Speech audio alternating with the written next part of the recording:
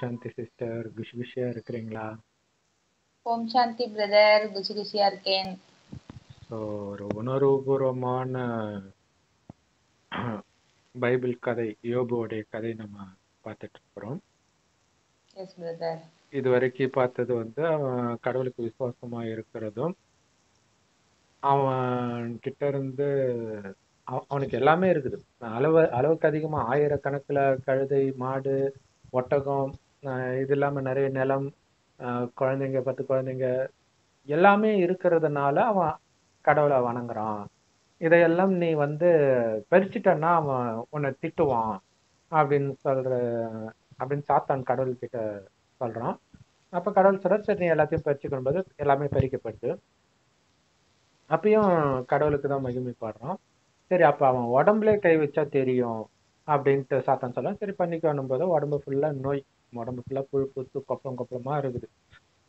வச்சு உடம்ப அரிச்சிக்கிட்டு இருக்கிறான் ஒரு ஓட்டை வச்சு. அந்த மாதிரி ஒரு நிலைமை, அடையாளமே தெரியாத மாதிரி முகம் மாறிடுச்சு, ரத்த கண்ணீரியா மாறாத மாதிரி ஆயிடுச்சு. ஸோ அப்ப 7 நாள் அவனுக்கு ஆறுதல் சொல்றதுக்காக நண்பர்கள் இருக்கிறாங்க. 7வது நாள்ல தான் பேச ஆரம்பிக்கிறாங்க. ஸோ அப்ப பேச ஆரம்பிக்கும் பொழுது, பாரு நீ கடவுள்கிட்டே இருந்தா உனக்கு எப்படி இப்படி எல்லாம் ஆயிருக்கும், தப்பு செய்யாதவனுக்கு தண்டனை கிடைக்காது, அது மாதிரிலாம் நடந்ததே கிடையாது, அப்ப நீ ஏதோ ஒண்ணு தப்பு பண்ணியிருப்ப அப்படின்றத இன்டைரக்டா மீன் பண்ற மாதிரி, இந்த தப்பு பண்ணா அவங்களுக்கு இந்த பிரச்சனை வந்தது, ஒருத்தன் அநியாயக்காரன் வந்தா நான் சபிச்சா அவனுடைய குழந்தை யாரும் உதவி செய்ய முடியாத மாதிரி நொறுக்கப்பட்டார்கள், இந்த மாதிரிலாம் சொல்லிட்டே வந்தாங்க. அடுத்தது அவனுடைய விளைச்சலையும் கூட வரவும் போறவெல்லாம் சாப்பிட்டுட்டு இருந்தான். மற்றபடி ஒருத்தனுக்கு தீமை ஒன்றும் புழுதியில இருந்து தானா வராது, மண்ணுல இருந்து தானா முளைக்காது, தீதும் நன்றும் பிறர் தர வாரான்ற அந்த குறள் இதுல வருது. மனுஷன் கஷ்டப்படுறதுக்காகவே தான் பிறந்திருக்கிறான் அப்படின்னு சொல்லி கடவுள் எவ்வளவு பெரிய அற்புதத்தை செய்யறாரு, தாழ்ந்து இருக்கிறவனை உயர்த்துறாரு, இந்த மாதிரி தந்திரக்காரர்கள் நினைச்சதெல்லாம் நடக்க முடியாத மாதிரி அபத்தமாக்குறாரு, இதெல்லாம் சொல்லியிருக்கிறாங்க. இப்ப நாம 15ல இருந்து பார்க்க போறோம். இப்ப இது வேற லெவல்ல இருக்கும், ரொம்ப சூப்பரா இருக்கும், நிறைய உண்மை இதுல இருக்குது. யோபு 5வது அதிகாரம் 15வது வசனத்துல இருந்து பார்க்க போறோம் சிஸ்டர். ஸோ அதை பாருங்க. Okay brother. அப்பொழுது தேமானியனாகிய எலிப்பாஸ் பிரதியுத்தரமா, நீங்க ஆனாலும் எளியவனை அவர்கள் வாயில் இருக்கிற பட்டயத்துக்கும் பெலவானின் கைக்கும் விலக்கி ரட்சிக்கிறார். அதனால் தரித்திரனுக்கு நம்பிக்கை உண்டு, தீமையானது தன் வாயை மூடும். இதோ தேவன் தண்டிக்கிற மனுஷன் பாக்கியவான், ஆகையால் சர்வ வல்லவருடைய சிற்சையை அற்பமாக எண்ணாதிரும். அவர் காயப்படுத்தி காயங்கட்டுகிறார், அவர் அடிக்கிறார், அவருடைய கை ஆற்றுகிறது. 6 இக்கட்டுகளுக்கு உம்மை நீங்களாக்குவார், 7வதிலும் பொல்லாப்பு உம்மை தொடாது. பஞ்ச காலத்திலே அவர் உம்மை மரணத்துக்கும் யுத்தத்திலே பட்டயத்தின் வெட்டுக்கும் விலக்கி மீட்பார். நாவின் சவுக்குக்கும் மறைக்கப்படுவீர், பாழாக்குதல் வரும்போதும் பயப்படாமல் இருப்பீர். பாழாக்குதலையும் பஞ்சத்தையும் பார்த்து நகைப்பீர், காட்டு மிருகங்களுக்கும் பயப்படாமல் இருப்பீர். வெளியின் கல்லுகளோடும் உமக்கு உடன்படிக்கை இருக்கும், வெளியின் மிருகங்களும் உம்மோடே சமாதானமாயிருக்கும். உம்முடைய கூடாரம் சமாதானத்தோடு இருக்க காண்பீர், உம்முடைய வாசஸ்தலத்தை விசாரிக்கும் போது குறைவை காண மாட்டீர். உம்முடைய சந்தானம் பெருகி உம்முடைய சந்ததியார் பூமியின் பூண்டுகளைப் போல இருப்பார்கள் என்பதை அறிந்து கொள்வீர்.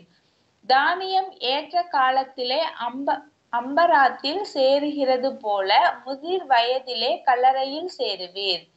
இதோ நாங்கள் ஆராய்ந்து அறிந்தது இதுதான், காரியம் இப்படி இருக்கிறது, இதை நீர் கேட்டு உமக்கு நன்மையுண்டாக அறிந்து கொள்ளும் என்றான். ரொம்ப ஆழமான ரகசியங்கள் கொண்ட வரிகள், மறுபிறவி ரகசியத்தை ஆழமாக ஆணி அடிக்கிற மாதிரி அடிச்சு சொல்லுது. ஏன்னா அவன் சாக கிடக்குறான், எப்படா மரணம் வரும்னு கிடக்குறான். ஆனா இவங்க சொல்றது, நீ அவ்வளவு பணக்காரனா இருப்ப, பஞ்சம் வந்தாலும் நீ அவனெல்லாம் பார்த்து சிரிப்ப. அப்ப அது எப்ப நடக்கும்? அடுத்த ஜென்மத்தில் நடக்கும் கரெக்ட் இல்லையா? பிரதர். அதைத்தான் அங்க சொல்லப்படுது. சோ இதை புரிஞ்சிக்க முடியாமல் அல்லது புரிந்தாலும் வெளியே சொல்ல தயாராக இல்லாமல் ஏதோ சொல்லிட்டு இருக்கிறாங்க. ரொம்ப பாவம் கிறிஸ்தவர்களும் நிஜமாகவே. சரி, ஆஹ் அதாவது கடைசியில் கல்லறையில இருந்து மீட்பேன்ற அந்த ஒரு லைனை வச்சுக்கிட்டு, அப்ப இறந்தவங்களை கடைசியில எழுப்புவார், அது வரைக்கும் மறுபிறவி கிடையாதுன்னு தப்பா புரிஞ்சுக்கிறாங்க அவங்க. ஸோ நம்ம ஆத்ம சக்தி இழந்து காமம், கோபம், பற்று, பேராசை, அகங்காரத்துல நம்ம விழறோம்.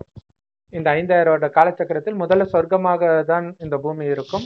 அடுத்த 2500 வருடத்தில் இது நரகமாக மாறுது. முதல் 2500 வருடம் சொர்க்கம். அந்த நரகத்தின் கடைசியின் ஒரு வருடம் இறைவன் நேரடியாக இந்த ஞானத்தை கொடுக்கிறார். அதனால்தான் அவர் பேர் கடவுள். வரவே இல்லைன்னா அப்படி ஒரு கடவுள் இருந்து என்ன பிரயோஜனம் இல்லையா? நம்மை காப்பாத்துறதுக்காக வர்றது கடவுள், மனிதன் கிடையாது. அவர் தாயின் கர்ப்பத்தில் பிறக்கிறது கிடையாது. அப்ப எப்படி வருவார்னா, ஒரு வயோதிகர் உடலுக்குள்ள டைரக்டா பிரவேசிக்கிறார். எப்படி இயேசு உடம்புக்குள்ள பரிசுத்தாவி வந்ததோ, நபி உடம்புக்குள்ள ஜிப்ரேல் வந்ததோ, சித்தார்த்த உடம்புக்குள்ள புத்தர் ஆத்மா வந்ததோ, அந்த மாதிரி இறைவன் வருகிறார். அவரைத்தான் அல்லான்னு முஸ்லிம்களும், பரமபிதான் கிறிஸ்தவர்களும், சிவன் இந்துக்களும் சொல்றோம். அதனால்தான் சிவனுக்கு மட்டும் லிங்க ரூபம் கொடுக்கப்பட்டிருக்குது, மனித உடல் இல்லாமல் ஒளி ரூபமாகவே இருக்கிறார். ஆத்மாவும் ஒளி ரூபமாகவே இருக்குது. அதாவது கண்ணுக்கு தெரியாத நுட்பமான ஒளிப்புள்ளி, பெருசா கிடையாது. கடவுளும் அப்படித்தான் இருக்கார். அதனால்தான் அவரை பார்க்க முடியாது. ஸோ அவர் கடைசி 100 வருடம் ஒரு வயோதிகர் உடல்ல இந்த ஞானத்தை கொடுக்கிறார். அந்த வயோதிகருக்குத்தான் ஆதாம் அப்படின்னு சொல்றாங்க. ஆதி மனிதன் அப்படின்னா யாருமே இல்லாம திடீர்னு உருவாக்குன மனிதன் இல்ல. கலியுகத்துல அலங்கோலமாக இந்த மண்ணுநாளான உடலே கதி, அந்த உடலின் உணர்வுக்கு அடிமையாக காமம், கோபம், பற்று, புலனின்பம் இதுக்கு அடிமையா இருக்கிற மனிதனை எழுப்பி, அந்த உடம்பு உனக்கு அடிமை, நீ எஜமானன், ஆத்மா எழுந்துறேன்னு எழுப்புற. ஆத்மானா உயிர், அது பூர்வமத்தில் நட்சத்திரமா ஜொலிக்கணும் தான் இங்க போட்டு வைக்கிற பழக்கம் இருக்குது. ஸோ அப்ப இந்த கடைசி நேரத்தில் உலக அழிவை நாம பார்க்கிறோம், பலவிதமான நோய்களை பார்க்கிறோம். இந்த நேரத்தில் இறைவன் இந்த ஞானத்தை கொடுக்கிறார். இந்த ஞானத்தின் மூலம் மீண்டும் இந்த பூமி சொர்க்கமாகும் போது அங்க பிறக்கிறதுக்கு உங்களை நீங்க தகுதிப்படுத்திக்கலாம். எப்படி? சொர்க்கத்துல காம, கோபம், பற்று, பேராசை, அகங்காரம்னா என்னன்னே தெரியாது. அந்த மாதிரி பரிசுத்தமாக நீங்க ஆகணும். எப்படி ஆக முடியும்? விபச்சாரம் தப்புன்னு சொல்லுவாங்க, கொலை பண்றது தப்புன்னுவாங்க. ஆனா கொலை பண்ண தோன்றா மாதிரி திரும்ப திரும்ப பிரச்சனை வரும்போது, அப்ப எப்படி அதை அந்த சக்தி இல்லாததுனாலதான் அதை பண்றோம். அந்த சக்தியை நிரப்புறதுக்கு தான் இறைவன் சொல்றார், என்னை நினைவு செய்யுங்க. உன் பாலிய பருவத்தில் சிருஷ்டிகராகிய கர்த்தரை நினைன்னு இயேசு சொல்றாரு. Okay, correct. ஆனா எப்படி நினைக்கிறது? அவர் எப்படி இருக்காருன்னு சொல்லலையே எந்த மதத்திலையும். ஸோ கடவுளுக்கு மட்டுமே தெரியும் அந்த வழி. அதனால பிதாவின் சித்தத்தின் படி நடக்கிறவங்களுக்கு தான் சொர்க்கத்தில் இடம். என்னை நோக்கி, அதாவது இயேசுவை நோக்கி கூப்பிடுறவங்களுக்கு சொர்க்கத்தில் இடம் இல்லைன்னு தெளிவா சொல்லுவார். குரான்லயும் அது போட்டிருக்கும். நீங்க யாரெல்லாம் ஃபாலோ பண்றீங்களோ அவங்களும் உங்களை விட்டு தனியா போயிடுவாங்க. அப்ப நீங்க ஐயோ இவங்க என்ன நிராகரிச்ச மாதிரி எனக்கு இன்னொரு வாய்ப்பு கிடைச்சா இவங்களை நிராகரிச்சிருப்பேனேன்ட்டு. அப்ப இறைவன் வரும்போது அவருடைய வழிப்படி நடக்கிறவங்க தான், அவருடைய சித்தத்தின் படி நடக்கிறவங்க, அவங்க தான் சொர்க்கத்துக்கு போவாங்க. அவர் தான் சொல்றாரு, சொர்க்கத்துல காமம் இருக்காது, கோபம் இருக்காது, பற்று, பேராசை, அகங்காரம் இருக்காதுன்ட்டு. அதனாலதான் இயேசு ஒரு பெண்ணை இச்சையா பார்த்தாலே நீ பண்றதுக்கு பேர் விபச்சாரம், ஆல்ரெடி பண்ணிட்டேன்ட்டார். மனைவியை தவறன்னு சொல்லல, இவங்க இஷ்டத்துக்கு அப்படி மாத்திக்கிட்டாங்க, இவங்களுக்கு வசதியா. அப்படி கிடையாது. சோ ஏன்னா சொர்க்கத்தில் காமம்னா என்னன்னு தெரியாது, அவ்வளவு அழகா இருப்பாங்க ஆண்களும் பெண்களும். இதே பூமி தான், இதோடைய முதல் தரமான படைப்பு, அவ்வளவுதான். அது அப்படியே கீழ்த்தரமா ஆகிட்டே வருது. ஸோ இப்போ அங்க எப்படி குழந்தை பிறக்கும்னா, கணவனும் மனைவியும் நமக்கு ஒரு வாரிசு வேணும்னு நினைப்பாங்க, மனைவி கர்ப்பம் அடைவாங்க. எப்படி அவ்வளவு அழகா இருந்தாலும் அவங்களுக்குள்ள காமம் இல்லாம இருந்துச்சுன்னா அவங்களுடைய கவனம் ஆத்மால தான் இருக்கும். ஆத்மா தான் கண் வழியா பார்க்குது, வாய் வழியா பேசுது, அனைத்து காரியங்களையும் உடல் மூலமாக செய்யறது உயிரோட்டமான ஆத்மாவை தவிர ஜடமான இந்த உடல் கிடையாதுன்ற உணர்வு இயல்பாகவே ஆணுக்கும் பெண்ணுக்கும் இருக்கும். ஒருவரை ஒருவர் ஆத்மாவை தான் பார்த்து பேசுவாங்க. ஸோ அந்த ஆத்மாவை பார்க்கறதுக்கான அந்த கான்சென்ட்ரேஷன் பவர் இருக்குதுனாலே அவங்களுக்குள்ள அவ்வளவு சக்தி இருக்குதுன்னு அர்த்தம். பலகீனமாகும் போது தான் புத்தி வெளியில தேடி போகும். அந்த ஆத்மாவிலே கவனம் இருக்கும்போது அவ்வளவு ஆனந்தமாக இருக்கும். ஏன்னா ஆத்மாவுடைய உண்மையான குணம் ஆனந்தம். அந்த ஆனந்தத்தை நிரப்புறதுக்கு தான் இறைவன் இப்ப என் ஒருவனை மட்டும் நினைவு செய், உனக்கு உடம்பு இருக்கிறதே மறந்துடுன்ற. உடல்னு நினைத்தாலே நீ வெளி உலக விஷயங்கள்ல கவர்ச்சிகள் எல்லாம் போய் மயங்கி மயங்கி தான் அனைத்தையும் இழந்துட்ட. சொர்க்கத்துல இருந்த ஆரோக்கியமான உடல் இல்ல, அழகான உடல் இல்ல, அளவற்ற செல்வம் இல்ல, தங்கு சங்கர்களால் கட்டப்பட்ட மாடு மாளிகையில இருந்த இன்னைக்கு கவரிங் போட்டு போனா கூட கழுத்தோட அறுத்துட்டு போயிடுறானுங்க. அந்த மாதிரி நிலவுக்கு மாறிட்டோம் நாமளே. காரணம் காம கோபம் பற்றி பேராசை அகங்காரத்துக்கு அடிமையானோம், புலன் இன்பத்துக்கு அடிமையானோம். எல்லாத்துக்கும் ஒரே ஒரு தவறான புரிதல், நம்மை அழியக்கூடிய உடம்புன்னு நினைச்சதுதான். அழிவற்ற ஆத்மா நினைச்சிருந்தா பாவம் செய்வோமா? ஏன்னா அதற்கான தண்டனை கண்டிப்பா கிடைச்சே தீரும். அதுதான் இங்க இங்க நடக்கிற விஷயம். திரும்ப திரும்ப யோபு சொல்றது என்ன அப்படின்னா, ஏன் இப்படி ஆச்சு, ஏன் இப்படி ஆச்சு? அவர் சொல்றாரு, பாவம் இல்லாம இது நடக்குமா? யோசிச்சு பாரு, யோசிச்சு பாரு, யோசிச்சு பாரு. எங்க நான் ஆரம்பத்துல இருந்தே பாவம் செய்யலையே. அதான் முன் ஜென்மம். இப்ப அடுத்த ஜென்மத்தை பற்றி பேசுறாங்க. நீ இப்ப அதாவது பரதேசி பாக்கியவான்ட்டு இயேசு சொல்லுவார் புதிய ஏற்பாடுல. அந்த விஷயத்தை வந்து இங்க வருது பழைய ஏற்பாடுல. பாருங்க, இது வரைக்கும் வந்து கரெக்ட் பிரதர். இதுல நம்ம கரெக்டா நல்லா படிச்சோம்னா நம்ம ஒரு விஷயம் புரியும் பிரதர்.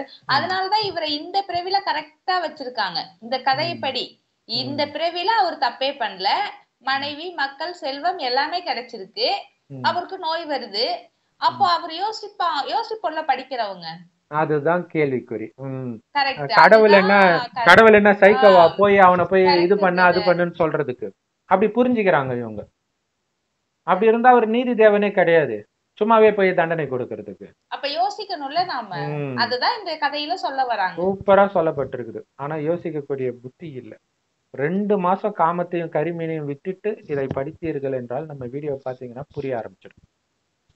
சரி, இப்ப வந்து சொல்றாரு, இந்த பாதிக்கப்படுறவங்க இருக்கிறாங்க இல்லையா, கடவுளே சொல்வார், நான் ஏழை பங்காளன். பிரம்மகுமாரிகள் மூலமாக கடவுள் ஞானத்தை சொல்லும்போது சொல்வார், நான் ஏழை பங்காளன். பணக்காரர்கள் இந்த ஞானத்தை எடுக்க மாட்டாங்க. ஏன்? பணத்தின் போதையிலும் வெளி உலக போதையிலும் மாட்டிக்கிட்டு இருப்பாங்க. நான் எவ்வளவு பெரிய ஆளு தெரியுமான்ட்டு. அந்த போதை இருந்தா கடவுளின் போதை வராது. கடவுளை நினைக்கும் அந்த போதையாக கடவுளை நினைக்க முடியாது உங்களால.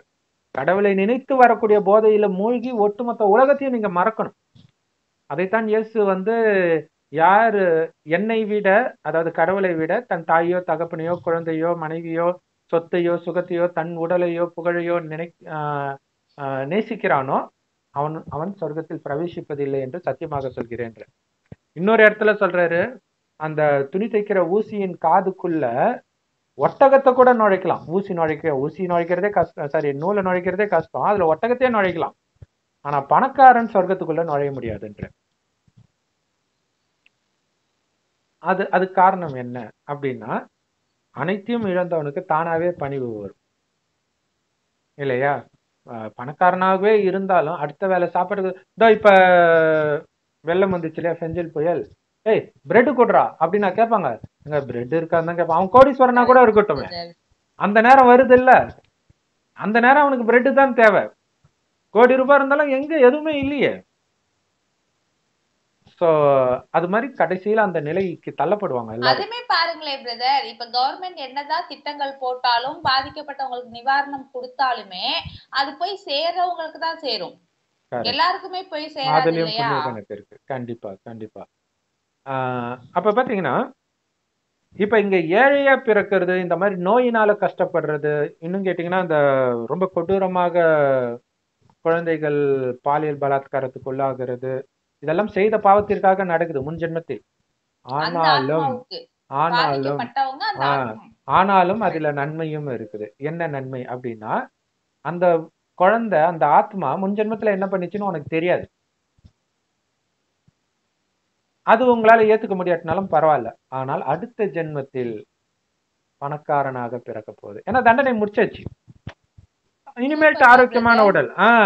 ஸோ ஒரு ஒரு ஒரு மனநோய் உள்ள ஒரு சிறுமியை வந்து பூட்டி வச்சு 10-15 பேர் மாத கணக்குல ரேப் பண்ணி ஒரு நியூஸா வந்தது. கடைசியில் அந்த பொண்ணு இறந்துட்டா. அது ஒரு மெயின் நியூஸா ஓடிட்டு இருந்துச்சு. அப்போ ஒரு பிரதர் வீடியோ போட்டார், அந்த பொண்ணு வந்து உயிரோட இருந்தாலும் அது கஷ்டம்தான்.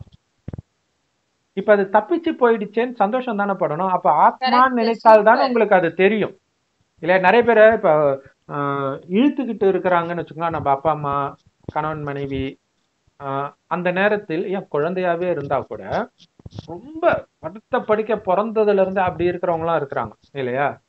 அப்ப உண்மையிலே அப்பா அம்மாவுக்கு இவங்க நான் இருக்கும்போதே இறக்கணும்னு தோணும். இல்லாட்டினா கஷ்டம். இப்ப சமீபமா ஒருத்தர் சொல்லியிருந்தார், நான் இருக்கும்போதே என் மனைவி இறக்கணும், ஏன்னா என்னை விட்டு அவளை பாத்துக்க யாரும் இல்லைன்னாங்க. அப்ப எப்படி இங்க மரணம் தண்டனை ஆகுது? அங்க உயிரோடு இருந்தாதான் தண்டனை இல்லையா? உயிரோட இருந்தாதான் தண்டனை. சோ இங்க மரணம் வந்து பாதிக்கப்பட்டவங்களுக்கு இந்த வீடியோவை பார்த்தாலோ ஒரு மன ஆறுதல் கிடைக்கும். பயங்கர ஆறுதல். எவ்வளவு பெரிய விஷயம். நமக்கு ஒரு இழப்பு ஏற்படுது, எவ்வளவு பாதிப்பு வேணாலும் உங்களுக்கு ஏற்படட்டுமே, ஒரு ஆத்மா இறந்துச்சு உடலை விட்டு போயிடுச்சுன்னா அடுத்த பிறவி அது நல்ல பிறவியாதான் எடுக்கும் அப்படிங்கிறது எவ்வளவு பெரிய விஷயம். அது இறைவன் நினைவோட இந்த ஞானத்தை எடுத்துட்டு இருந்தா இன்னும் சூப்பர். எனக்கு தெரிஞ்சு என்னுடைய நெருங்கிய உறவு சகோதரி, அவங்க வந்து பாத்தீங்கன்னா நைட் ஆச்சுன்னா போய் முருகன் போட்டோல உட்காந்து, உனக்கு கருணையே இல்லையா முருகா, என்னை வச்சுட்டே போக மாட்டியானே எழுதிட்டு இருப்பாங்க டெய்லியும். அப்ப யோசிச்சு பாருங்க, ஏன்னா அவ்வளோ வியாதி உடம்புல. அப்ப அவங்களுக்கு வந்து உயிரோட இருக்கிறது தான் கருணை இல்லாத மாதிரி இருக்கு. அப்படிதான் யோபுக்கும் இருக்குது. அடுத்த அதிகாரத்துல அவன் அதை தான் புலம்புறான், இதுக்கு முன்னாடியும் அதான் புலம்புனான். சோ இப்ப ஆனா இவரு சொல்றாரு, அவருடைய ஃப்ரெண்டு பேசுறாரு, நோயால பாதிக்கப்பட்டவங்க இந்த வீடியோவை பார்த்தாங்கன்னா இறைவன் நினைவோட அவங்க இந்த நாட்களை கழிக்கலாம். ரொம்ப பெரிய விஷயம். நோய்வாய்ப்பட்டோம் அப்படிங்கிற இறைவனே நினைச்சு, ஏன்னா எப்படியா இருந்தாலும் யாரோ தான் பாத்துக்கிட்டாங்க, இறக்க போறோம், கஷ்டப்படத்தான் போறாங்க, யாரோ தான் பாத்துக்க போறாங்க, இவங்க ஜாலியா படுத்துட்டு தான் இருக்க போறாங்க. ஆனா நினைவு இத வந்து கடவுள் சமீபமா முரளியில சொன்னாரு. ஒரு தாதி வந்து படுத்த படுக்கையா ஏதோ வழிக்கு வந்துட்டாங்க, ரொம்ப வயசாயி 100 எல்லாமே 100 தொட்டு தான் போறாங்க, பிரம்மகுமாரிகள் தலைமையில இருக்கிறவங்க எல்லாம். அப்ப விழுந்துட்டாங்க. அப்ப அவர் சொல்றாரு, பாருங்க மகாவிஷ்ணு மாதிரி சுகமா இருக்கிறீங்க, எவ்வளவு அழகா உங்களுடைய கர்ம கணக்கு முடியுது பாத்தீங்களா அப்படின்னு கேக்குறேன். எண்ணம் வந்துட்டு உடல்ல இருக்காதுல்ல பிரதர், சொர்க்கத்துல தான் இருக்கும். கரெக்ட்டுங்களா? ஏன்னா இங்க லட்சியம் இருக்குது, சொர்க்கம் வரப்போகுது, அங்க நாராயணன் ஆகணும், அதுதான் முதல் பதவி, உயர்ந்த பதவி அதுதான். அதனாலதான் சொர்க்கவாசல் திறப்பு விழா பெருமாள் கோயில்ல கொண்டாடுறாங்க. இங்க சொல்றாங்க பாருங்க, ஆனாலும் எளியவனை அவர்கள் வாயில் இருக்கிற பட்டயத்துக்கும் பலவானின் கைக்கும் விலக்கி ரசிக்கிறார். எப்படி சொல்றாங்க பாருங்க. ஏன்னா இப்ப ஒரு பணக்காரன், இப்ப அம்பானி கல்யாணம் பண்றாருப்பா, எத்தனை பேர் வயிறு எரிஞ்சாங்க இல்லையா? எளியவன் கல்யாணத்துக்கு யாரு என்ன பண்ண போறாங்க? அவரை பொறுத்த வரைக்கும் அவரோட பையனுக்கு மேரேஜ் பண்றாரு, அது ஒரு பெரிய விஷயம் கிடையாது, அவருக்கே அது தப்புன்னு தெரியாது. பட் அதனால மன உளைச்சலுக்கு எவ்வளவோ பேர் ஆளாயிருப்பாங்க, அந்த பாவம் அவரை சேரும், இதுதான் யாருக்கும் தெரியல. கரெக்ட். அந்த அவங்க வாயிலிருந்து வர பட்டயம்னு சொல்றாங்க, பட்டயம்னா கத்தி, அந்த நாக்கு கத்தியை விட ரொம்ப கூர்மையானதுன்றாங்க. எளியவனை பார்த்து யாரும் பொறாமப்பட போறது கிடையாது, வயிறு எரிய போறது கிடையாது. ஏன்னா அவனே சாப்பாட்டுக்கு வழி இல்லாம கஷ்டப்பட்டுட்டு இருக்க போறான் இல்லையா? அதனால அவனை ஒருவேளை அவன் பணக்காரனா இருக்கும்போது ஆடி இருந்தா கூட அவன் இருக்கும்போது பாடலாம் பாவம் இப்ப கஷ்டப்படுறான்னு தான் போயிடுவாங்க, திட்ட மாட்டாங்க அதுக்கப்புறம். சோ அதுல இருந்து விலக்கி வைக்கிறார், விலக்கி காப்பாத்துறார், இனியும் சாபம் வராம காப்பாத்துறார். எப்ப தண்டனைய கண்ணு முன்னாடி பாக்குறாங்களோ அதுக்கப்புறம் சபிக்க மாட்டாங்க, நல்லா வேணும்னு சொல்லுவாங்க, அது ஓகே, ஆனால் இன்னும் நாசமா போகணும்னு சொல்ல மாட்டாங்க இல்லையா? அடுத்தது பாருங்க ஒரு விஷயம் பிரதர், சிட்டி சைட்லாம் மேக்ஸிமம் பந்தா காமிச்சுக்கணும்னு நினைப்பாங்க, வீட்டுல எதுவுமே இல்லைனாலும் வெளியில போறப்ப எல்லாமே இருக்குன்னு காமிச்சுப்பாங்க. பட் வில்லேஜ் சைட்ல இன்னமுமே கூட வீட்டுல நகையே இருந்தாலும் போட்டுக்க மாட்டாங்க பிரதர் வெளியில போகும் பொழுது, ஏன்னா மத்தவங்களுடைய கண்ணை உறுத்த கூடாது, அது நமக்கு பாவமா மாறிடும். வெளியில போறப்ப எந்த அளவுக்கு எளிமையா இருக்க முடியுமோ அந்த அளவுக்கு எளிமையை தான் காமிச்சுக்கிறாங்க. சிலர் இருக்காங்க இதை ஃபாலோ பண்றாங்க, இது ஒரு நல்ல விஷயம் இல்ல பிரதர்? இதை நீங்க சொல்லும் போதும் ஒருவேளை முஸ்லிம்கள் பர்தா போறதுக்கு முக்கியமான காரணமே இதுதானான்னு தோணுது. இருக்கும்ல, ஏன்னா நகையெல்லாம் போட்டுக்குவாங்க, நிறைய நகை போடுவாங்க, போட்டு புர்கா போட்டுருவாங்க. ஒரு சிஸ்டர் சொன்னாங்க, வெளிநாட்டுல இருக்கிறவங்க ரெஸ்ட் ரூம் வரும்பொழுது அந்த புர்காவை எடுத்துட்டு பார்த்தா இவ்வளோ நகையான்ற மாதிரி இருக்குமா, இவ்வளவு அழகாவும் இருப்பாங்க. கரெக்ட். சோ அதுதான் இப்ப எளியவனா இருக்கும்போது அவன் ஏன் திருடனை பார்த்து பயப்பட போறான்? அவன் வீட்டுக்கு ஏன் வரப்போறான் திருடன் கூரை வீட்டுல வந்தா கொள்ளடிக்க போறான். அடுத்தது பலவானின் கைக்கும் விலக்கி ரசிக்கிறார். பலமுள்ளவன் வந்து ஒண்ணும் இல்லாதவங்க கிட்ட போய் எதுக்கு சண்டை போட்டுன்னு இருக்க போறான்? அவன்கிட்ட நிறைய இருந்துச்சுன்னா தான் அவனை எப்படியாவது கொலை பண்ணணும், அவன் சொத்தை அபகரிக்கணும், இந்த மாதிரி எண்ணம் வரும். இப்ப அதுவும் கிடையாது. சோ எளிமை ஆயிட்டதுனால, ஏன்னா இவன் அவ்வளவு பலசாலியா இருந்தான் யோபு. ஆனா இப்ப எதுவும் கிடையாது. இப்ப எல்லாத்துல இருந்து நீ காப்பாற்றப்பட்டு இருக்கிற. அடுத்தது, அதனால தரித்திரனுக்கு நம்பிக்கை உண்டு. எப்படி சொல்றாரு பாருங்க.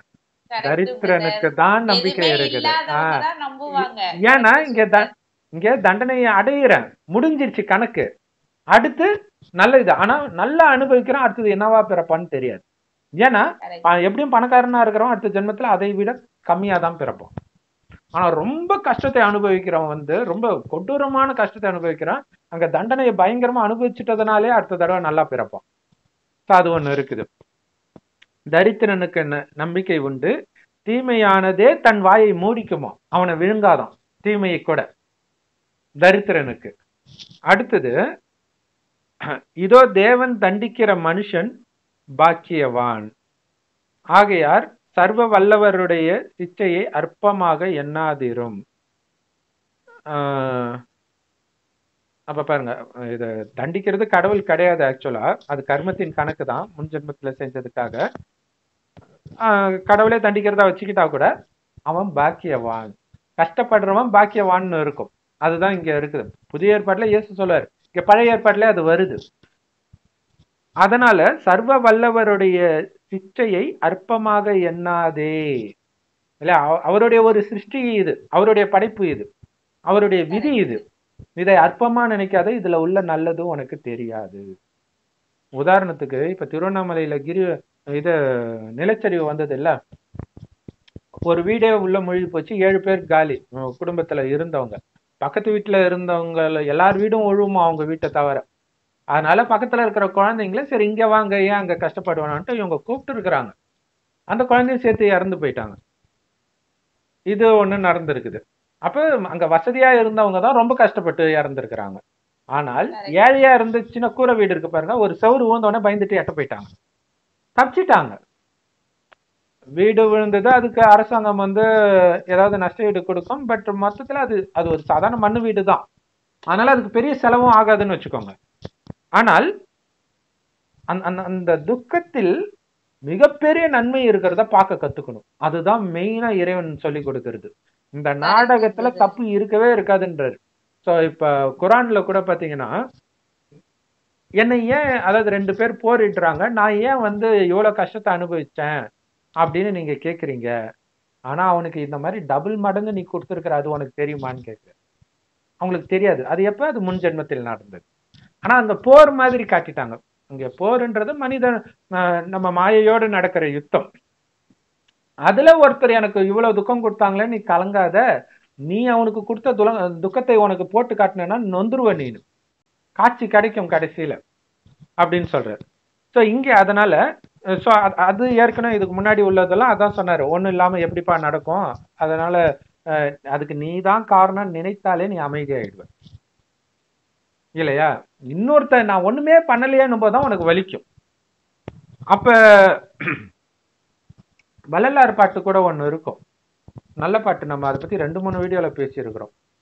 என்ன கஷ்டத்தை அனுபவிச்சாரோ தெரியல, ஆனா அதுல ஃபுல்லா வந்து நான் என்ன சிவனடியாரு பட்டினி போட்டனா, ஞானமுடையவரை கேலி பண்ணனா, அடுத்தவன் மனைவிய கவர்ந்தனா, அப்படியே இருக்கும் ஃபுல்லாவே.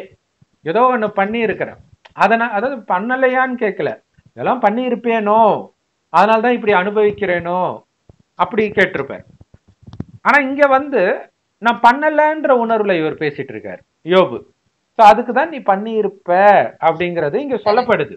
ஆனா இவங்களுக்கு வந்து இந்த கர்மாவை பற்றியோ இதை பற்றியோ யாருமே சொல்லி கொடுக்காத காரணத்தினால். ஏன் சொல்லி கொடுக்கல அப்படின்னா, இந்தியாவில எப்படி இந்தியாவில இப்ப கடவுள் வந்து சொல்றாரு மறுஜென்மம், மனிதர்கள் எழுதிய புஸ்தகத்தில் மறுஜென்மம் வருது. எப்படி இந்தியாவில இருக்கிறவனுக்கு மட்டும் மறுஜென்மம் பற்றி தெரியுது, மத்தவனுக்கு ஏன் தெரியல?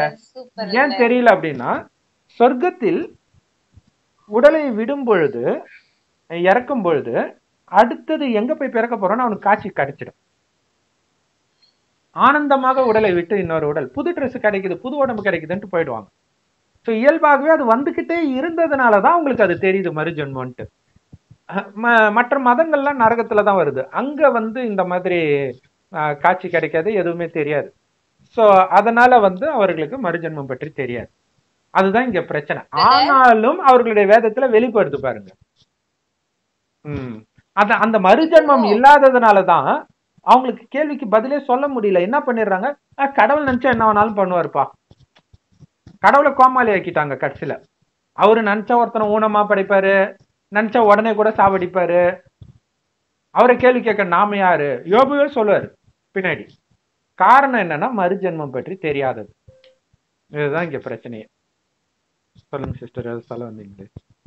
அதாவது பிரதர், இப்போ மதத்தை தாண்டி திருக்குறளை வந்துட்டு உலக பொதுமறைன்னு சொல்றோம், எல்லாருமே ஏற்றுக்கொள்ளக்கூடியது. அப்ப திருவள்ளுவர் என்ன சொல்லியிருக்காரு? நன்றும் தீதும் பிறர் தர வாரா சொல்லிட்டாரு. அதனாலதான் அவர் பைபிளை காப்பி அடிச்சுட்டாங்கன்றாங்க.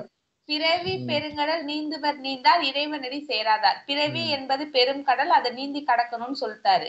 சோ பிறவியை பத்தி பேசிட்டாங்க, இது கன்ஃபார்ம்.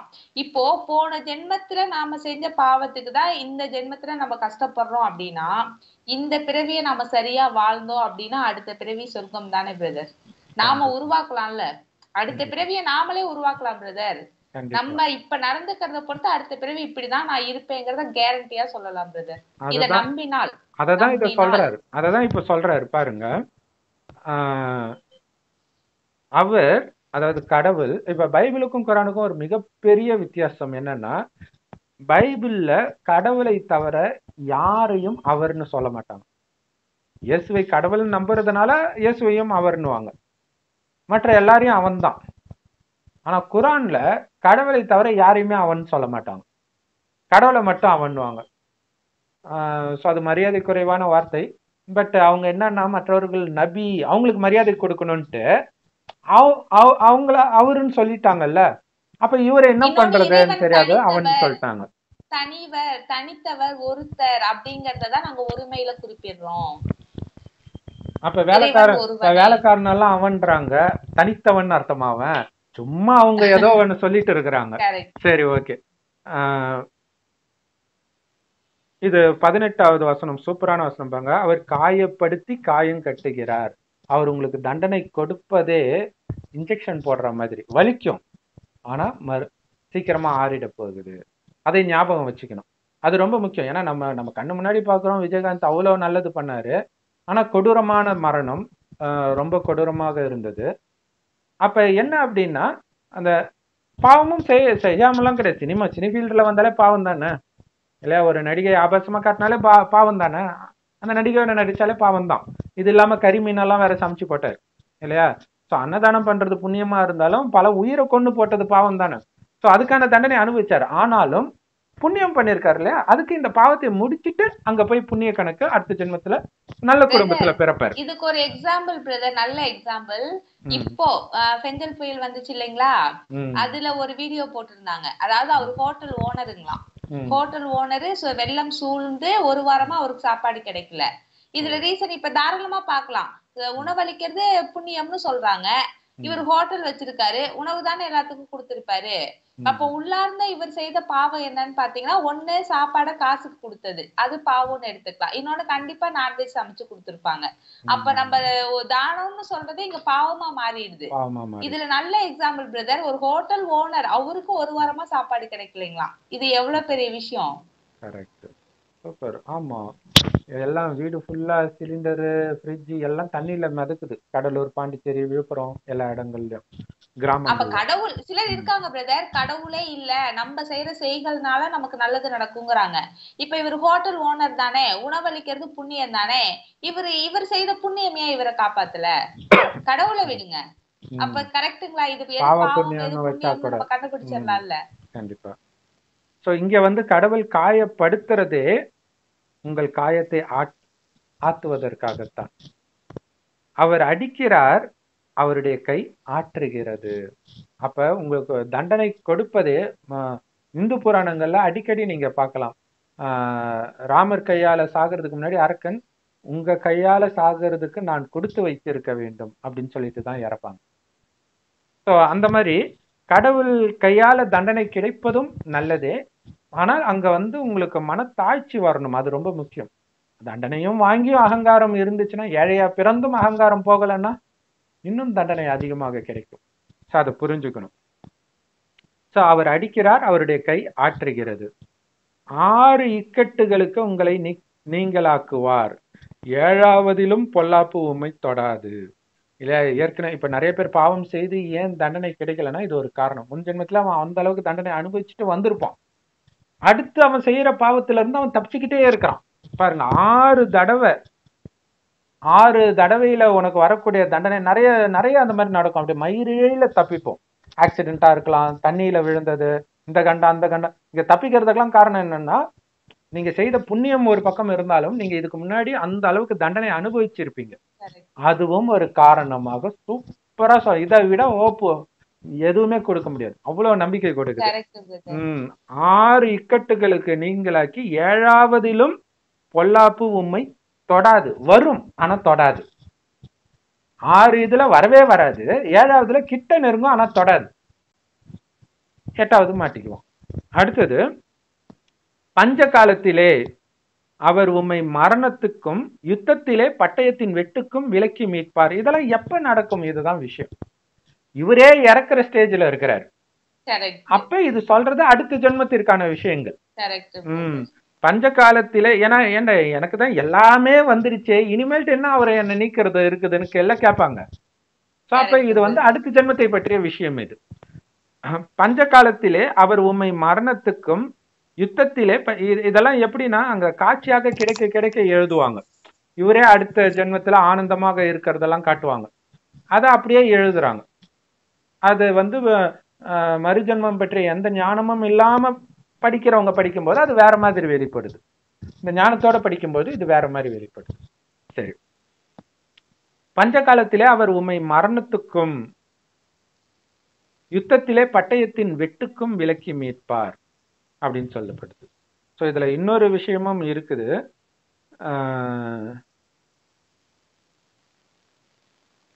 அது சுத்தமாக வேற ஒரு ஆன்மீக ரகசியம். என்ன அப்படின்னா, நம்ம ஏற்கனவே சொல்றோம், பைபிள், குரான், ராமாயணம், மகாபாரதம் எதுவுமே நிஜத்தில் நடந்தது கிடையாது.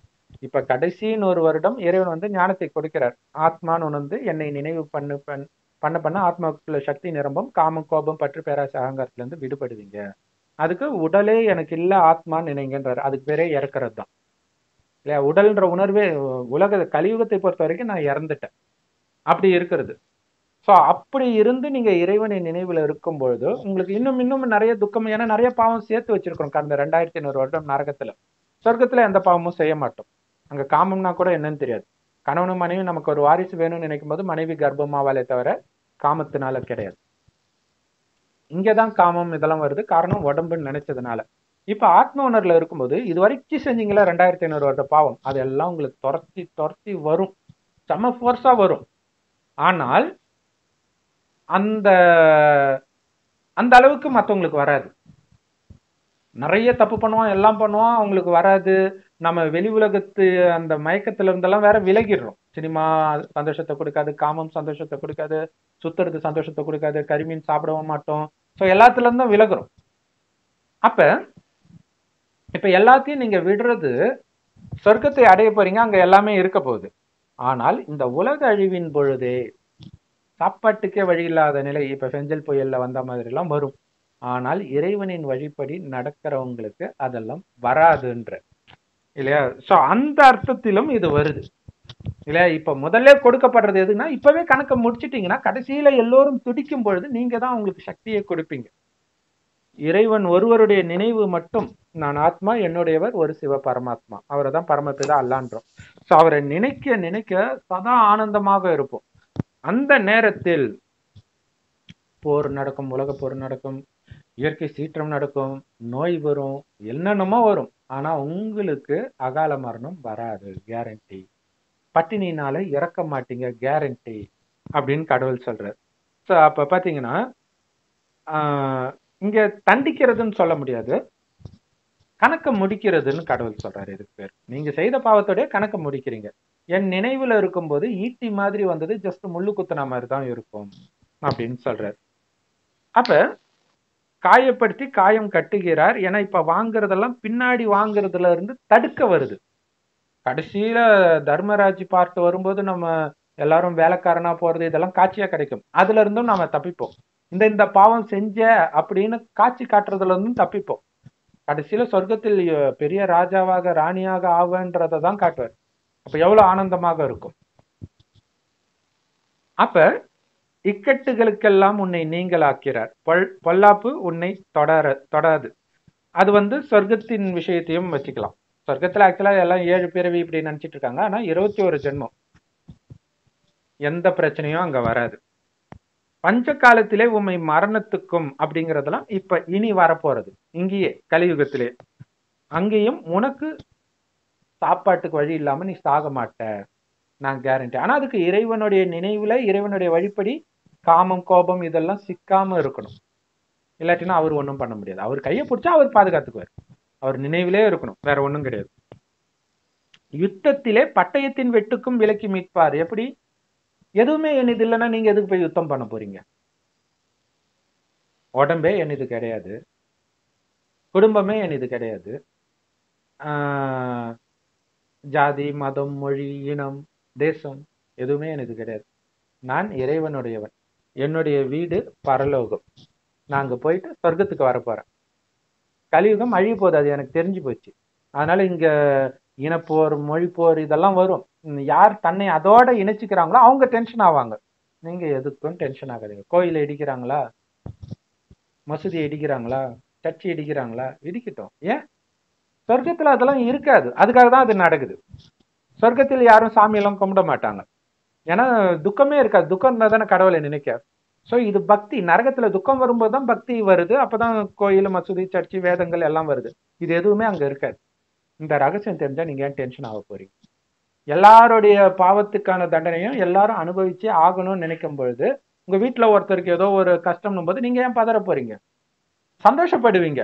சீக்கிரமா அவங்க முடிக்கட்டும், கணக்கு முடிக்கட்டும், இல்லையா? சக்தி மட்டும் கொடுத்துட்டு இருப்பீங்க.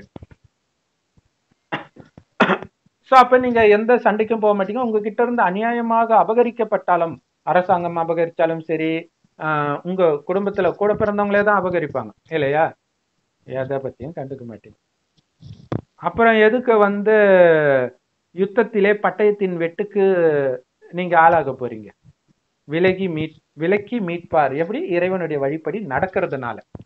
ஏன்னா இங்க எல்லாமே அழிய போகுது. இதை போய் புடிச்சுக்கிட்டு நீங்க எதுக்கு கஷ்டப்படுவான? உங்களுக்கு அந்த சொர்க்கத்தில் தங்க மாட மாளிகை கிடைக்குது. இன்னும் கொஞ்சம் வருஷம் தான், கடைசி 100 வருடம் தான் வராரு கடவுள். 88 வருஷம் முடிஞ்சிச்சு. கொஞ்சம் வருஷம் தான் இருக்குது. பரலோகராஜ்யம் சமீபத்தில் இருக்கிறதுன்றது இப்போதைக்கான விஷயம். ஆனா அப்ப இயேசு சொன்னார் 2000 வருஷம் முன்னாடி. இப்ப சொல்ல வேண்டிய இப்ப கலியுகத்தின் இறுதியில எல்லா மதஸ்தாபகர், இயேசு நபி எல்லாமே மறுஜன்மம் எடுத்து இங்கதான் சுத்திட்டு இருப்பாங்க. இந்த ஞானத்தை எடுத்துக்கிட்டு மேல போயிடுவாங்க. அவங்க வர வேண்டிய நேரத்தில் நரகத்தில் தான் அவங்க பிறக்கிறாங்க. நரகத்தில் தான் மதங்கள் வருது. பிறந்த உடனே இயேசு பிறக்கிறார். அவர் உடம்புல ஆத்மா, கிறிஸ்து ஆத்மா வருது. இயேசு சொர்க்கத்துக்கு கூட வந்திருக்கலாம், பட் கிறிஸ்து ஆத்மா நரகத்துக்கு தான் வருது. ஸோ ஞானத்தை கொடுக்குது. அது அப்ப உலக அழிவை கண்ணு முன்னாடி பார்த்துட்டு உலக அழிவு சமீபத்தில் இருக்கிறது, ராஜ்யம் சமீபத்தில் இருக்கிறது, இப்ப இருந்த ஞானத்தை அங்க சொல்லுது. இயேசு சொல்லுவார், உலக அழிவை நீங்க எல்லாரும் இதே கண்ணுல பாப்பீங்க. அங்கதான் மறுஜன்மம் கிடையாது இல்ல. அப்ப பைபிளே பொய்யாயிடுச்சு இல்ல. இந்த கண்ணால பாப்பீங்கன்னா யாரும் பார்க்கலையே உலக அழிவை 2000 வருஷமா. அப்ப அது பொய்ன்றதுக்கு எவ்வளவு விஷயம் இருக்குது. சரி, அடுத்தது நாவின் சவுக்குக்கும் மறைக்கப்படுவீர். நாவுனால தீயினால் சுட்ட புண் உள்ளாரும், ஆறாதே நாவினால் சுட்ட வடுன்றாங்களே, அது கூட வராது. ஏன்னா அந்த அளவுக்கு பணிவு. கடவுள் பணிவாகவும் அன்பாகவும் பேசணும்ன்ற. அதுல இருந்தும் நீங்க காப்பாற்றப்படுறீங்க. சாபம், அதுல இருந்தும் காப்பாற்றப்படுறீங்க. பாழாக்குதல் வரும்போது பயப்படாமல் இருப்பீர்கள். ஏன்? இப்ப சப்போஸ் உங்க வீடு அப்படியே வெள்ளத்துல மூழ்குதுன்னு வச்சுக்கோங்களேன், நீங்க கவலைப்பட மாட்டீங்க. ஏன்? ஆல்ரெடி உங்களை வீட்டை விட்டு துரத்திட்டு இருப்பாங்க. அதுக்கப்புறம் நீங்க ஏன் கவலைப்பட போறீங்க? இல்லையா? ஆஹா, துரத்துந்து எவ்வளவு நல்லதா போச்சுன்னு தோணும். சோ அதுக்கும் பயப்படாம தான் இருப்பீங்க. ஏன்னா உங்களுதுன்னு எதுவுமே கிடையாது, இல்லையா? அதுக்குதான். சோ இந்த மாதிரி இருக்கிறது எவ்வளவு கஷ்டம், எல்லாத்தையும் விட்டுட்டு. அப்புறம் நாளைக்கு எதிர்காலம் என்ன ஆகுறது? அதுக்குதான் இயேசு சொல்லுவார், காக்கைக்கும் குருவிக்கும் கூட அடுத்த வேலை உணவை தயார் பண்ணக்கூடிய கடவுளுக்கு அதை விட மேன்மையான மனிதனுக்கு அடுத்த வேலை உணவு கொடுக்க மாட்டாரா? எந்த நேரமும் என்ன உடுத்துவேன் என்ன உண்பன்றதே யோசிச்சுட்டு இருக்கிறீங்க. நமக்கு சொல்ற ஞானம் இல்லையா? ஸோ சரீர நிர்வாகத்துக்கு தேவையான அளவு சம்பாதிங்க. மற்ற நேரம் ஃபுல்லா இறை சேவையிலே இருங்க. இந்த ஞானத்தை மற்றவர்களுக்கு சொல்றது இறைவனுடைய நினைவுல மூழ்கி சக்தியை உலகத்திற்கு கொடுக்கிறது கரெக்ட் இதுல பிரதர். இருக்கிறது. இந்த பெஞ்சல் புயல்னால பாதிக்கப்பட்டவங்க இந்த வீடியோவை பார்த்தா அவங்களுக்கு புரியும் பிரதர். ஏன்னா துக்கத்துல இருக்கிறவங்களுக்கு தானே அதனுடைய வேதனை தெரியும். கண்டிப்பா இதுல பாதிக்கப்பட்டவங்க மிகப்பெரிய, இப்ப பாருங்களேன், சென்னையில வந்தது 2 தடவை வந்தது, பயங்கரமா பாதிக்கப்பட்டாங்க. அடுத்து வந்ததுல இருந்தெல்லாம் தப்பிச்சிட்டாங்க பாங்க. அதுக்கப்புறம் தூத்துக்குடியில வந்தது, இப்ப வந்ததுல அவங்க தப்பிச்சிட்டாங்க. ஸோ ஒரு தடவை அனுபவிக்கும் போது அடுத்த அம்மா போடுறதே அப்படித்தானே சொல்லுவாங்க. அம்மா வந்துருச்சுன்னா அதுக்கப்புறம் வரவே வராதுன்னாங்கல்ல, அதே மாதிரிதான் நடக்குது. அப்ப மிகப்பெரிய மெசேஜ் இது. பாழாக்குதலையும் பஞ்சத்தையும் பார்த்து நகைப்பீர். ஏன்னா ஒரு பிரதர் சொன்னார், பிரம்மகுமாரி பிரதர், 500 ரூபாய் நோட்டு 1000 ரூபாய் நோட்டு செல்லாதப்ப எல்லாம் பதறினாங்க. நம்ம கிட்டதான் எதுவுமே இல்லையா, நம்ம எதுக்கு பதற போறோம் இல்லையா? அடுத்தது, காட்டு மிருகங்களுக்கும் பயப்படாமல் இருப்பீர். இது சொர்க்கத்துக்கு பொருந்தும். காட்டு மிருகங்கள் அங்க நாய் பூனை மாதிரி நம்ம கூட அன்பா இருக்கும். சிங்கம் புலி போன்ற விலங்குகள். அதான் சிங்கமும் பசுவும் ஒரே நீரோடையில் தண்ணி குடிக்கும் அப்படின்னு சொல்றது. இந்து தெய்வங்கள்லாம் சிங்கம் புலி மேல இருக்கிறதுக்கு அதுவும் ஒரு காரணம். சரி, சோ இப்ப நீங்க பொறுத்துக்கிறதுனால எவ்வளவு நன்மை இருக்குதுன்னு இங்க ஒரே நிமிஷம், இதுல 2 அர்த்தமும் வருது. ஒண்ணு, இப்பவும் நீங்க பாதுகாக்கப்படுவீங்க. இந்த மாதிரி விஷயங்கள் சொர்க்கத்திலயும் நடக்காது. சொர்க்கத்துல உங்களை புறம் பேச மாட்டாங்க, திட்ட மாட்டாங்க, சண்டை நடக்காது. இங்க சண்டை நடக்கும் போது நீங்க தப்பிச்சிடுவீங்க, சண்டையில கலந்துக்க மாட்டீங்க. அங்க சண்டையே நடக்காது, அங்க பாழாகிற விஷயமே இருக்காது, பஞ்சமே இருக்காது. சோ 2 அர்த்தத்திலயும் வருது இது. சொல்லுங்க சிஸ்டர். இந்த விலங்குகள் இப்பயுமே நம்மள பாதுகாக்க முடியும் பிரதர். விலங்குகள்ட்ட இருந்து நான் படிச்சிருக்கேன். அதாவது மனிதர்கள் கிட்ட இருந்து வர அந்த நெகட்டிவ் வைப்ரேஷனாலதான் விலங்குகள் பாதிக்கப்படுமா. ஏன்னா அவங்களுக்கு மொழி தெரியாதுல்ல, கிட்ட வரும் பொழுதே ஒரு நெகட்டிவ் வைப்ரேட்லயே இருந்து அவங்களதான் அந்த விலங்குகள் தாக்குமா. ஆனா இங்க என்ன பிரச்சனைனா, இறைவன் நினைவிலேயே இருக்கும் பொழுது இங்க என்ன பிரச்சனைனா, நெகட்டிவ் வைப்ரேஷனா என்னன்னு அவங்களுக்கு தெரிய மாட்டேங்குது. பயப்படுறது மட்டும்தான் நெகட்டிவ் நினைக்கிறாங்க. காமம், கரிமீன் சாப்பிடுறது, பெரும்பாலும் கரிமீன் சாப்பிடுறவங்களதான் போட்டு தாக்குது. மாடு முட்டுறதெல்லாம் பார்த்தாலே தெரியுது. சோ அந்த உயிர் வந்துட்டு நான்வெஜ் சாப்பிடும், நம்மளையும் சாப்பிடுறோம்னு அதுக்கு வெறி வருது. கரெக்ட். துரத்தி மிதிக்குது. யாருக்கு தெரியும்? இப்ப யானை பாகனை எல்லாம் மிதிச்சுது, அன்னைக்கு அவர் நான்வெஜ் சாப்பிட்டாரான்னு யாரும் கேட்க மாட்டாங்க. இருக்கலாம், காமத்துல ஈடுபட்டிருக்கலாம், நிறைய விஷயங்கள் இருக்குது இல்லையா? சோ அதுக்கு மைண்ட் டிஸ்டர்ப் பண்ணும். ஏன்னா அது தூய்மையா இருக்குது கோயில்ல, அதுக்கு தேவையில்லாத ஒரு டிஸ்டர்பன்ஸ் வருது இல்ல. எல்லாருமே சொல்றது என்ன, அது டிஸ்டர்ப் ஆயிருக்குதுன்னு மட்டும் சொல்றாங்க. கரெக்ட். இப்ப முனிவர்கள் எல்லாம் காட்டுல போய் தவம் செய்யறாங்க, அவங்களை எந்த விலங்குகளை தாக்கலையே. ரீசன் இதான் பிரதர், அவங்க வந்துட்டு எந்த எண்ணமுமே இல்லாம அமைதியா இருப்பாங்க. அமைதியா இருந்தாலே எந்த விலங்கும் தாக்காது, அதுவும் அமைதியா போயிடும். அதுக்கும் மைண்ட் டிஸ்டர்ப் ஆகல. கரெக்ட். சரி, அடுத்தது, வெளியின் கல்லுகளோடும் உமக்கு உடன்படிக்கை இருக்கும். இப்ப பெஞ்சல் புயல்ல திருவண்ணாமலையில ஒரு கல்லு விழுந்துதான் அவ்வளவு பெரிய பாதிப்பு இல்லையா? 35 டன் உள்ள ஒரு பாறாங்கல்ல உருண்டு வரும்போதுதான் நிலச்சரிவே ஏற்பட்டு இருக்குது. அதனோடும் உனக்கு உடன்படிக்கை இருக்கும்ன்றார். உயிரற்ற ஜட கல்லு கூட உன்னை பாதிக்காது. அதான் கடவுள் சொல்றாரு, இறைவன் நினைவிலே இருக்கும்போது பஞ்ச தத்துவம் கூட உன்னை பாதிக்காதுன்ட்டு. சுனாமி எதுவுமே உங்களை நெருங்காதுன்ற. அதுக்கு இப்ப இந்த பஞ்ச தத்துவத்தினாலான இந்த உடலை உங்க கட்டுப்பாட்டுல வைங்க. நீங்க சொல்றதா அது கேட்கணும். அது இஷ்டத்துக்கு கண்டதை பாக்குறது, கண்டதை சாப்பிடுறது, கண்டதை பேசுறது இருக்கக்கூடாதுன்ற. அப்படி கட்டுப்படுத்திட்டீங்கன்னா இந்த பஞ்ச தத்துவமும் உங்க கட்டுப்பாட்டுல வந்துடும் அப்படின்னு சொல்றேன். சோ இந்த இறைவன் சொல்ற இததான் இயேசு அந்த மலையை பார்த்து அப்பால போன கடுகளவு நம்பிக்கை வைத்து நீ சொன்னாலும் அது போகுன்றார். ஆனா அதுல சொல்ல மறந்த ஒரு விஷயம் என்னன்னா, இறைவன் மீது நம்பிக்கை வைத்து இல்லையா, இறைவன் மீது நம்பிக்கை வைத்து நீங்க இப்படி மாறினால் அது நடக்கும். ஏன்னா அங்க பண்ணது எதுவுமே இயேசு கிடையாது, உள்ள கிறிஸ்து ஆத்மா தூய்மையா கடவுள்கிட்ட இருந்து வருது. அதனால அது நினைக்கிறது நடக்குது, இயேசுனால கிடையாது. நீங்களும் தூய்மையானால் அது நடக்கும். ஆனா நம்ம இங்க சொர்க்கத்தை மாத்திர சேவையிலும் துக்கமா இருக்கிற மனிதர்களுக்குள்ள ஆனந்தத்தை நிரப்புற சேவை பண்ணிட்டு இருக்கிறோம். சாப்பாடு வர வைக்கிறது, மீன் வர வைக்கிறது, லிங்கம் எடுக்கிறது, இந்த மாதிரி அற்புதம் பண்றது கடவுள் கிடையாது. இல்ல இந்த உலகத்தையே சொர்க்கமா மாத்துறாரு. கடைசியில உலகம் அழிஞ்சுதான் ஆகணும், அழிஞ்சாதான் இது சொர்க்கமா மாறும். அப்ப அழியும் போது அந்த மனிதர்களின் துக்கத்தை நீக்கி சுகத்தை கொடுக்கிறார் இல்ல. அதுக்குதான் நம்மை வந்து சுகம் நிரம்பியவர மாற்றி இந்த அதிர்வலைகள் அவங்களுடைய துக்கத்தை அமைதி பண்ணும். அதனாலதான் இன்னைக்கே மனிதன் துக்கம்னா கோயிலுக்கு தானே போறான், சும்மா போய் உட்காரதான் செய்யறான். உள்ள போனாலே அந்த அமைதி ஃபீல் ஆகுது. இப்ப கடைசியில உயிரோட்டமாக, ஏன்னா அங்க இருக்கக்கூடிய கோயில்லாம் நம்முடைய நினைவாக கட்டப்பட்ட கோயில். இப்ப உயிரோட்டமா அந்த மாதிரி நம்மள ஆக்குற. அதுதான் கல்லுகளுக்கும் உம்மோடு உடன்படிக்கை இருக்கும், வெளியின் மிருகங்களுக்கும் உம்மோடைய சமாதானமா இருக்கும், உம்முடைய கூடாரம் சமாதானத்தோடு இருக்க காண்பீர். அங்க எந்த விதமான ஃபைட்டு, அபகரிக்கிறது, இந்த கல்ல இப்படி எடுத்து வச்சுட்டாங்க, அந்த பிளாட்டு கல் சொல்லுவாங்களே, இதெல்லாம் இருக்க அங்க கல்லே இருக்காது. முதல்ல யார் வேணாலும் எங்க வேணாலும் வீடு கட்டிக்கலாம், கதவு ஜன்னலே இருக்காது, திருடுற பயமே இருக்காது. தங்க செங்கற்களால் மாட மாளிகை இருக்கும், ராஜா ராணியோடைய தங்க வைர நகைகள்லாம் அப்படியே வெளியிலே இருக்கும். எந்த வேலைக்காரிக்கும் அதை எடுக்கணும்னே தோணாது. பிரதர் இப்பவே வந்தது தானே பிரதர் பட்டா இந்த இதெல்லாம். அதுக்கு முன்னாடியே அவங்க உழுதுட்டு அவங்க இருக்கிற இடத்துல ஜாலியா தானே பிரதர் இருக்காங்க. கண்டிப்பா கண்டிப்பா. இந்த 100 இயர்ஸ்ல தானே பட்டா அரசாங்கம் சம்பாதிக்கணும்னு ஆசைப்பட்டுச்சு, இது பண்ணி விட்டாங்க. கரெக்ட். அப்ப வெறும் வாய் வழியா தான் சொல்லுவாங்க, இதை இவனுக்கு கொடுக்கிறேன். இப்ப ஸ்டாம்ப்ல கையெழுத்து போட்டு கொடுத்தா கூட ஏமாத்துறாங்க. அப்ப வெறும் வாய் வழியா தான் சொல்லுவாங்க, முடிஞ்சு போச்சு.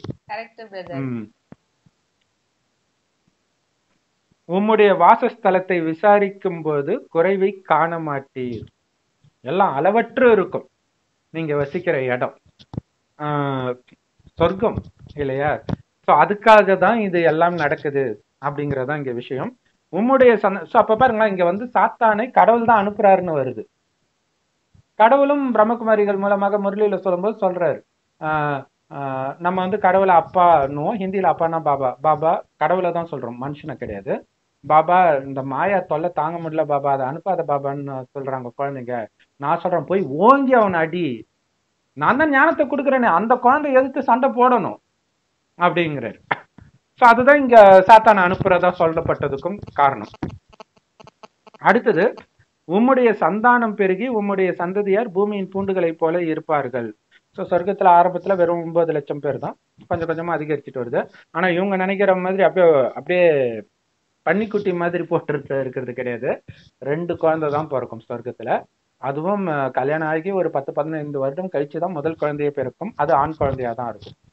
அடுத்து 10-15 வருடம் கழிச்சு ஒரு குழந்தை, அது பெண் குழந்தை. எல்லார் வீட்லயும் ஒரு ஆண் குழந்தை ஒரு பெண் குழந்தை இருக்கும். அப்படின்னாலே சொத்து பிரச்சனை வராது. ஆணுக்கு சொத்து போயிடும், பெண்ணை கல்யாணம் பண்ணி கொடுக்குற இடத்துல அந்த சொத்து போயிடும், வரதட்சணையோட கொடுத்துருவாங்க. ஆனா இங்க அண்ணன் தங்கச்சி பிறந்தா கூட அடிச்சுக்கிறாங்க இல்லையா? இது இல்லாம 2 ஆண் குழந்தை 2 பெண் குழந்தை கேட்கவே தேவையில்லை. அடுத்தது தானியம் அதாவது இங்க என்னன்னா, உன்னுடைய சந்ததியினார் பூமியில் பூண்டுகளை போல் இருப்பார்கள். அதாவது புல்லெல்லாம் பார்த்தீங்கன்னா மழை பெஞ்சதுன்னா சல்லுன்னு எல்லா இடத்துலயும் வந்துடும் இல்லையா? அந்த மாதிரி பல்கி பெருகி இருப்பார்கள், வசதியாக இருப்பார்கள். அதுதான் முக்கியமான விஷயம். நிறைய பெத்துக்குவாங்கன்றது அர்த்தம் கிடையாது, யாருக்கும் எந்த நோயும் இருக்காது. அடுத்தது, தானியம் ஏற்ற காலத்திலே அம்பாரத்தில் சேருகிற மாதிரி நீ முதிர் வயதில் கல்லறையில் சேருவீர். இது எல்லாமே சொர்க்கத்துக்கு தான் பொருந்தும். அங்க கம்பல்சரி 150 வருடத்திற்கு பிறகுதான் சரீரத்தை விட்டு ஆத்மா உயிர் பிரியும். இதோ நாங்கள் ஆராய்ந்து அறிந்தது இதுதான், காரியம் இப்படி இருக்கிறது, இதை நீர் கேட்டு உமக்கு நன்மை உண்டாக அறிந்து கொள்ளும்னு அந்த நண்பன் சொல்ற மாதிரி தான் நாங்களும் சொல்றோம். நீங்களே புரிஞ்சுக்கோங்க, நாங்க சொல்றது உண்மையா இல்லது நீங்க இது வரைக்கும் நம்பிட்டு இருக்கிறது உண்மையா அப்படின்ட்டு. சோ இப்ப பெஞ்சல் புயல் உள்ளவங்களுக்கு நீங்க சொல்ற அர்த்தத்தின்படி இதை படித்தால் அவங்க மனம் சாந்தி அடையுமா, நாங்க சொல்ற அர்த்தத்தின்படி படித்தால் அவங்க மனம் அமைதி அடையுமா? போய் படிச்சு பாருங்க, உங்களுக்கு தெரியும். இதெல்லாம் படிச்சே காட்ட மாட்டாங்க. கர்த்தர் அற்புதத்தை செய்வார் இதை மட்டுமே சொல்லிக்கிட்டு இருப்பாங்க. என்ன அற்புதத்தை செய்வார்? இங்க எல்லா இடத்துலயும் கஷ்டப்படுறதான் காட்டிட்டு இருக்கிறாங்க இல்லையா? ஸோ அப்ப இந்த கஷ்டத்துக்கு பின்னாடி என்ன இருக்குதுன்றத சொல்லணும். ஸோ அதை தான் நம்ம பண்ணிட்டு இருக்கிறோம். ஓம் சாந்தி. தேங்க்ஸ் ஃபார் வாட்சிங். Thank you sister. ஓம் சாந்தி. Thank you brother. ஓம் சாந்தி.